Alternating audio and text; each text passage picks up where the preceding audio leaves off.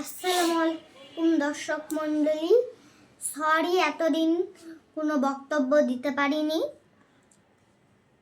আজকে আবার একটা বক্তব্য নিয়ে এসেছি। আজকের বক্তব্যটা আমরা বুঝবো, কষ্ট না করলে কখনো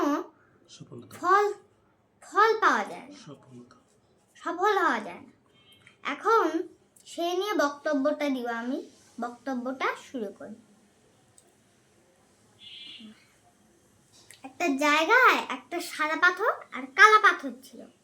এখন সাদা পাথরটাকে একদিন কয়েকজন লোক এসে বলতেছে যে, সাদা পাথর ভাই, আপনাকে নিয়ে যাবো আর 10 বছর ঘষাঘষি করবো, তখন আপনাকে মূর্তি বানায় আপনাকে পূজা করবে।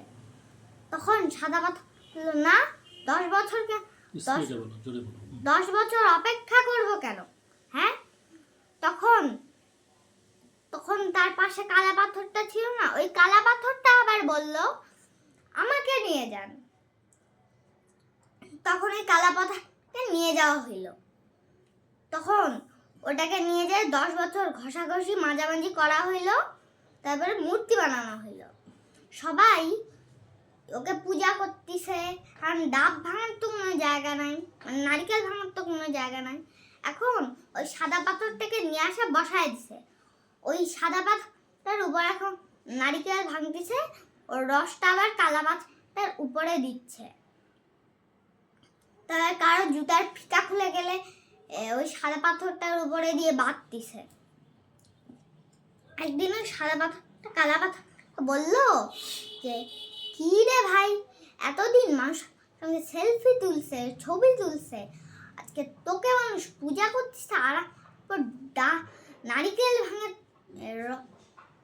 রসটা তোর উপর দিচ্ছে, কি রে ভাই?